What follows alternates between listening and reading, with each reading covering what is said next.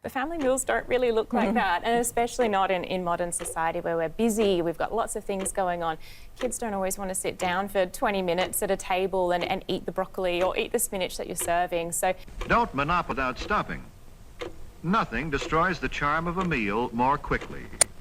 Don't discuss unpleasant topics such as gruesome sights or sounds or unpleasant occurrences. This is a time of pleasure, of charm and relaxation, remember? So, like, why is this happening more and more? Is it that we are generally, operating alone more and more, and so we just don't have the connections to, like, gather people to go out, or what's going on? We are. We are more alone. We are living alone more. Studies have said more and more single people living by themselves. We're marrying later. We have longer to get kids. We're not getting kids quite as quickly. And we are much more confident. America spends more money on food than any other country in the world. Yet, somehow, we've become a nation where most people barely cook.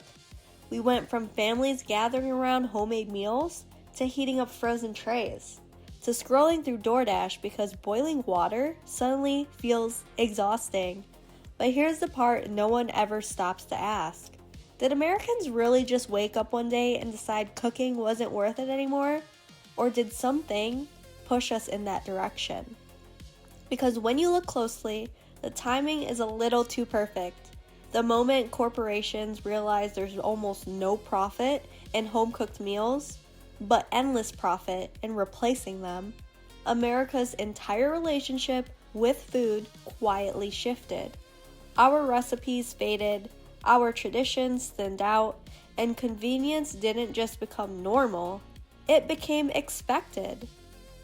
Welcome back to Beyond Surface Level, where we dive deep into the system shaping your life in ways you were never meant to notice. And today we're diving into exactly how that happened, why it was intentional, and how America's food culture was slowly replaced by something far more profitable. Let's go ahead and start with something interesting. Over 60% of the calories Americans eat come from ultra-processed foods, not meals, not traditions, products engineered for profit, not nourishment.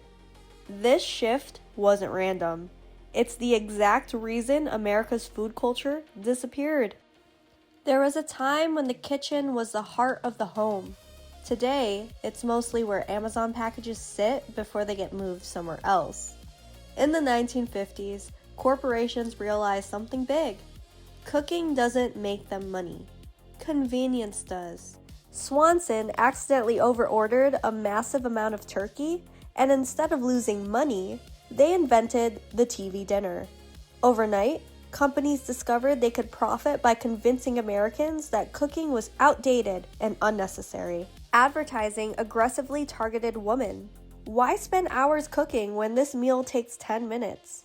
Your grandma cooked everything from scratch, your mom cooked half from scratch, and your generation, half of you don't even know where the measuring cups are stored. Food culture didn't fade, it was rebranded as inconvenient. Fast food wasn't meant to be a treat. It was designed to replace tradition entirely. McDonald's, KFC, Taco Bell standardized flavors so intensely that regional food became irrelevant. Why learn your grandmother's recipe when you could get the same meal anywhere instantly? Then corporations went after childhood nostalgia. Every school celebration became a pizza party. You had the coolest parents if they bought you McDonald's at lunchtime. Kid cuisine meals and Lunchables made it seem like your family was doing well. Foreign kids were mocked for bringing actual cultural food to school. Corporations didn't erase food culture. They replaced it with branding.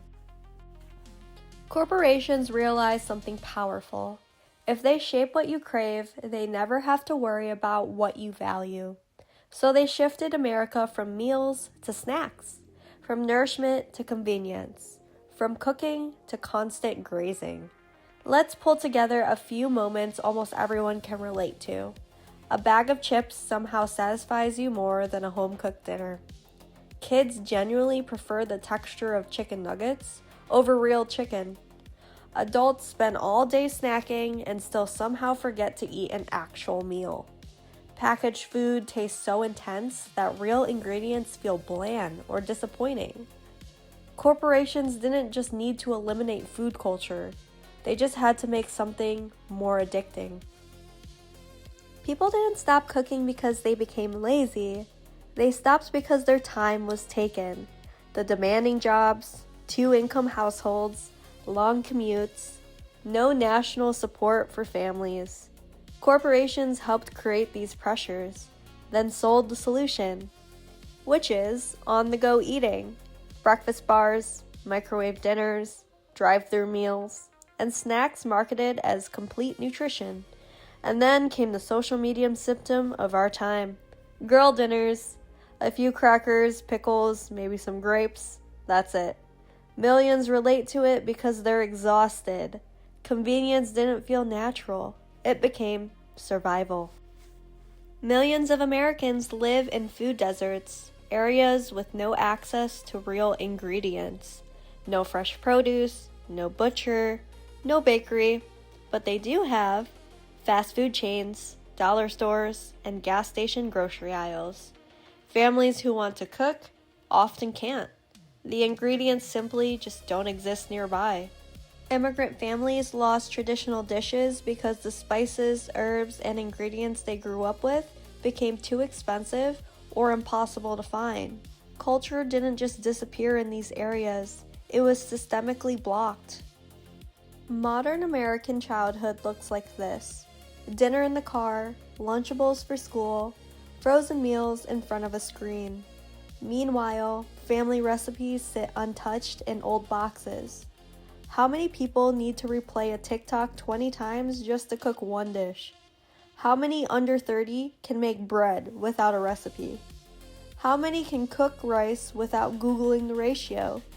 How many know even one traditional family dish? Corporations engineered this outcome. If traditions disappear, convenience becomes instinctive. And once convenience feels natural, the system wins. Here's the part no one wants to admit. Corporations benefit from a population that doesn't know how to cook. If you can't cook, you depend on their products. If you depend on their products, they get predictable profits. If real food tastes boring, you return to snacks. And when your health declines, another industry profits next. And here's the punchline. Most Americans genuinely believe it's cheaper to eat out than cook. That belief didn't appear by accident. It was crafted. They didn't just replace American food culture. They monetized its disappearance. When you can't cook, you can't choose. And when you can't choose, corporations already have. The good news is simple. Food culture isn't gone. It's waiting for you to bring it back. Every time you cook a meal, learn a new recipe, teach your child how to stir a pot, or choose real ingredients over engineered cravings, you are rebuilding what was strategically dismantled. Real food is rebellion now. If this opened your eyes, like the video, subscribe, and send this to that friend who just gets it.